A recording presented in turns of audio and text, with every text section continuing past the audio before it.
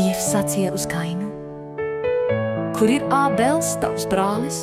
Tas atbildēja: es nezinu,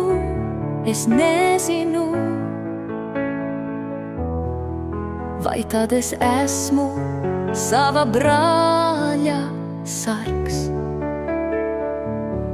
Bet viņš teica: ko tu esi darījis? Tava brāļa asinis brēc uz mani no zemes. Tādēļ tu būsi nolādēts zemes virsū, kurai bija jāatver sava mute, lai no tavām rokām saņemtu tava brāļa asinis.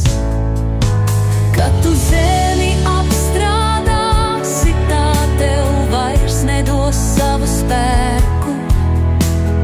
Tekulis un bēgulis, tu būsi virs zemes, kur ir tavs brālis. Es nezinu,